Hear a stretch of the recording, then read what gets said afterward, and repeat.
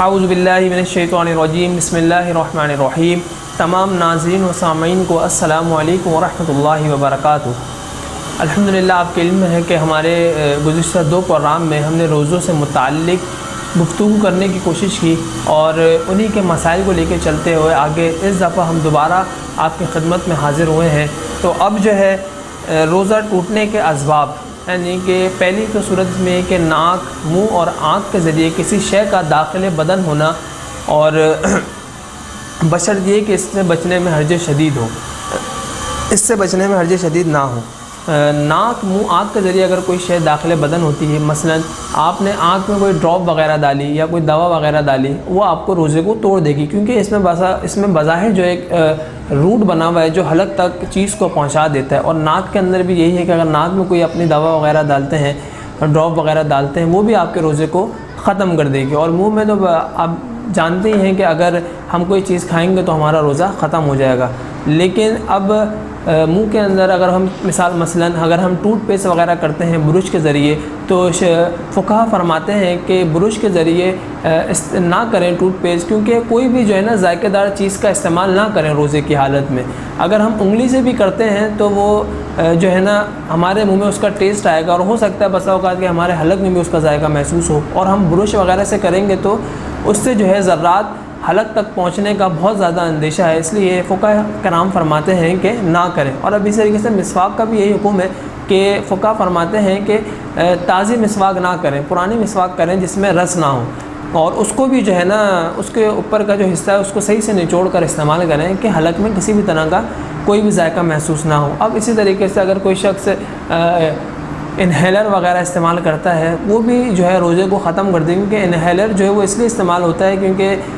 پھیپھڑوں جو ہے نا پھیپھڑے جو ہیں وہ سکڑ جاتے ہیں، اور پھر جب انہیلر یوز کیا جاتا ہے تو اس میں بظاہر جو ڈراپ ہوتے ہیں جو آپ کے پھیپھڑوں تک پہنچتے ہیں اور جو ہے وہ آپ کے روزے کو ختم کر دیتے ہیں۔ پھر اسی کے ساتھ اس سے میں نے آپ سے کہا تھا کہ بشرط یہ ہے کہ اس سے بچنے میں حرج شدید نہ ہو۔ اب اس صورت میں اس مثال میں بھی لے سکتے ہیں کہ اگر ہم روڈ پر جا رہے تھے اور روڈ پہ جاتے ہوئے کنسٹرکشن وغیرہ کا کام ہو رہا ہے یا کوئی کچرا وغیرہ جلا ہوا ہوتا ہے تو اس سے بھی دھواں اٹھ رہا ہوتا ہے، اور ہم بائک چلا رہے ہوتے ہیں، یا کچھ خواتین ہماری گھر کی جو ہے وہ مسالہ وغیرہ کوٹ رہی ہوتی ہیں، اس کی بھی دھانس حلق میں جاتی ہے، یا کچھ افراد آٹے کی چکی میل وغیرہ میں کام کرتے ہیں تو وہاں پر بھی جو ہے آٹا جب بن رہا ہوتا ہے تو حلق کے اندر جاتا ہے ناک کے ذریعے، تو اس سے بچنے میں حرج شدید ہے۔ تو شریعت مطالعہ نے اجازت دی ہے کہ آپ کا روزہ نہیں ٹوٹے گا، آپ اپنے روزے کو پورا کریں۔ اس کے بعد پھر اب اسی طریقے سے ایک مسئلہ اور بھی ہے کہ اگر اگربتی وغیرہ ہم گھر میں جلا رہے ہیں اور اس کا جو دھواں ہے وہ ہمارے حلق تک جا رہا ہے تو ہمارے روزے کو نقصان نہیں پہنچائے گا، لیکن ہم قریب جا کے جو ہے وہ روزے کو اس دھوئیں کو اندر لے کے جا رہے ہیں، انہیل کر رہے ہیں، تو اس صورت میں ہمارے روزے کو ختم کر دے گا۔ پھر اسی طریقے سے سگریٹ وغیرہ، پان چھالی یا نسوار وغیرہ کا مسئلہ بھی یہی ہے کہ اگر کوئی شخص روزے کی حالت میں سگریٹ وغیرہ کا پیتا ہے یا تمباکو نوشی کرتا ہے تو وہ یہی کہتا ہے، وہ یہی چیز پیش کرتا ہے کہ بھائی ہم تو جو ہے دھواں اندر لے کر نہیں جا رہے، ہم دھواں باہر پھینک رہے ہیں، حلق سے نیچے نہیں اتر رہا، تو اس صورت میں اس کی بات قابل قبول نہیں ہے۔ فقہاء نے فرما دیا کہ اس کا روزہ ٹوٹ جائے گا۔ اب کوئی اگر نسوار وغیرہ لگاتا ہے تو وہ بھی یہی کہتا ہے کہ بھائی ہم تو اوپر لگاتے ہیں اور جو ہے وہ اندر نہیں جاتا، اس کے پیک وغیرہ اندر نہیں لیتے، تو وہ بھی ان کی بات قابل قبول نہیں، وہ بھی ان کے روزے کو ختم کر دے گی۔ اب دوسرا اس میں یہ ہے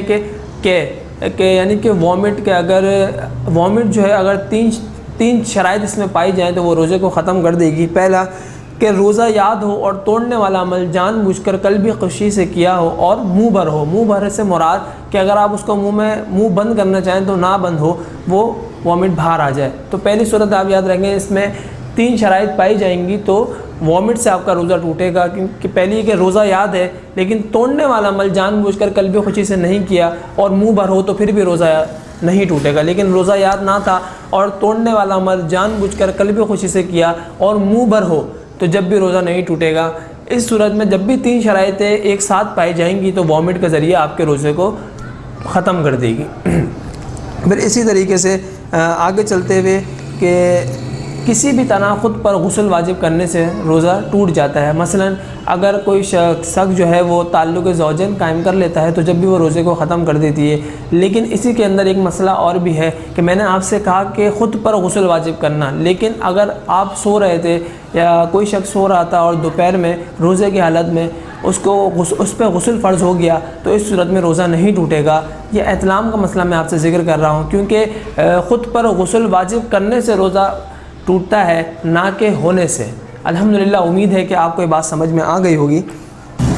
قضا کفارہ کب لازم ہوں گے؟ یاد رہے جب بھی کفارہ لازم ہوگا اس کے ساتھ قضا ضرور لازم ہوگی۔ ایسا نہیں ہے کہ جب بھی کفارہ لازم ہوگا قضا لازم نہیں ہوگی۔ ہاں یہ ضرور ہو سکتی ہے صورت کہ جب بھی قضا لازم ہوگی تو صرف قضا ہی لازم ہوگی، کفارہ لازم نہیں ہوگا، لیکن جب بھی کفارہ لازم ہوگا اس کے ساتھ قضا لازم ہوگی۔ تو کچھ امور ہیں اس پہ بات کرتے ہیں کہ سب سے پہلے کہ ادائے رمضان کے روزے ہوں، اگر جیسے کہ ادائے رمضان کے علاوہ کون سے روزے یعنی کہ نفلی روزے ہوں یا منت کا روزہ ہو یا رجب شعبان وغیرہ کا روزہ ہو، وہ اگر جان بوجھ کر کوئی توڑ دیتا ہے تو کفارہ لازم نہیں ہوگا، قضا لازم ہوگی۔ پھر اس کے بعد کہ رات میں نیت کی ہو، جیسے کہ ہم نے آپ کو پہلے بھی ذکر کیا تھا کہ فقہ حنفیہ کے نزدیک جو ہے کہ دن میں بھی نیت کر سکتے ہیں، زوال سے پہلے تک کا ٹائم ہے، اور اگر وہ رات میں نیت کرتا ہے اور پھر روزے کو توڑ دیتا ہے تو پھر کفارہ لازم ہوگا، قضا لازم نہیں ہوگی۔ پھر قصداً عمدن توڑا ہو یعنی کہ جان بوجھ کر اور سب کچھ یاد کرتے ہوئے اس نے روزے کو توڑا ہو تو جب بھی کفارہ لازم ہوگا، قضا لازم نہیں ہوگی۔ پھر اس کے بعد کوئی شرعی عذر نہ ہو، مثلا کہ کوئی شرعی عذر نہیں تھا، وہ اس طریقے سے اگر کوئی شخص جیسے مثال کے طور پہ مثلا کہ بیمار ہو جاتا ہے روزے کی حالت میں اور وہ کچھ کھا لیتا ہے یا کچھ دوا وغیرہ پی لیتا ہے، یا ڈاکٹر کہتے ہیں کہ بھائی ان کو کچھ دوا وغیرہ دے دو یا کوئی چیز دے دو کہ جو یہ کھا سکیں اور ان کے حلق سے نیچے اتر سکے، اور اگر نہیں دیتے تو وہ ہو سکتا ہے کہ ہم نے آپ کو پہلے بھی ذکر کیا تھا روزے چھوڑنے کے اعذار کے بارے میں کہ اگر کوئی شخص بہت زیادہ بیمار ہو اور اس کو روزہ پورا کرنے میں بہت زیادہ ضرورت ہے کچھ کھانے پینے کی، تو وہ جو ہے روزے کے اعذار میں ہی آتا ہے کہ وہ روزے کو توڑ سکتا ہے۔ اور کوئی اسی طریقے سے کوئی شرعی عذر نہ تھا یعنی کہ آرام سے بیٹھے ہوئے تھے، ہلکی سی گرمی سے جو ہے نا گھر میں آ کے بیٹھے اور جو ہے نا کچھ بھی پانی وغیرہ پی لیا تو وہ روزے کو توڑ دے گا اور کفارہ لازم ہوگا کہ اگر کوئی شرعی عذر نہیں تھا۔ اسی طریقے سے پانچواں جو ہے کہ جنایت کامل ہو یعنی کہ جرم وہ جو ہے کامل ہو اور کسی لذت دار چیز سے توڑا ہو، مثلا کہ آپ نے اگر جنایت ناقص ہے کہ آپ نے جو ہے کراہت والی چیز سے روزہ توڑ دیا، کوئی دوا کڑوی پی لی یا کوئی خربوزے کے چھلکے یا انڈے کے چھلکے کھا کے روزہ توڑ لیا تو اس صورت میں روزہ تو ٹوٹ جائے گا، لیکن جنایت ناقص تھی، لذت دار چیز نہیں تھی، طبیعت کراہت محسوس کرتی تھی تو اس صورت میں کفارہ لازم نہیں ہوگا، قضا لازم ہوگی۔ پھر اسی طریقے سے کسی شخص نے اگر کوئی کھیل بنا لیا، مثلا کہ اللہ تعالیٰ کی نافرمانی کا ارادہ ہو، اگلی صورت یہی ہے کہ اس نے ایک دن تو کچے انڈے سے کھا کے روزہ توڑ لیا، لیکن اس نے اب یہی کھیل بنا لیا کہ بھائی اب تو میں بار بار اگر اس طریقے سے روزہ توڑتا ہوں تو کفارہ تو لازم ہوگا نہیں، قضا لازم ہوگی، بعد میں روزہ رکھ لیں گے، تو پھر یہ اللہ تعالیٰ کی نافرمانی کا ارادہ ہے۔ اس سے پتہ چل رہا ہے کہ بار بار اسے اس عمل کو دہرا رہا ہے تو یہ ڈائریکٹ اللہ تعالیٰ کی نافرمانی ہے۔ پھر اسی صورت کے اندر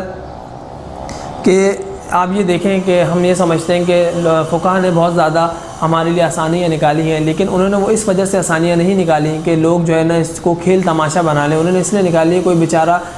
شیطان کے بہکاوے میں نفس کے کنٹرول نہ کرنے کی صورت میں کوئی عمل کر بیٹھتا ہے، وہ روزہ اس کا ٹوٹ جاتا ہے، تو اس کے لیے شریعت نے رخصت دی ہے، اس کو کھیل نہ بنائیں، ہماری آپ سے یہی گزارش ہے۔ پھر آخری صورت یہ ہے کہ کسی حدیث کے ظاہری مضمون سے گمان کی غلطی یا مفتی صاحب کے فتویٰ کی بنا پر توڑا ہو، مثلا اس کو آپ ایسے سمجھیں کہ اگر کوئی شخص بیٹھا ہوا تھا، اس نے کسی مفتی صاحب سے یہ سنا کہ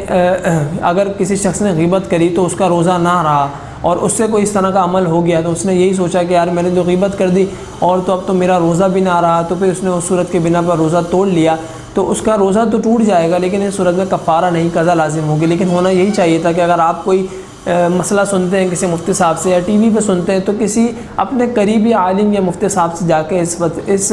جو ہے مسئلے کے اوپر بات کریں، پھر جو وہ حکم دے اس پہ عمل کریں۔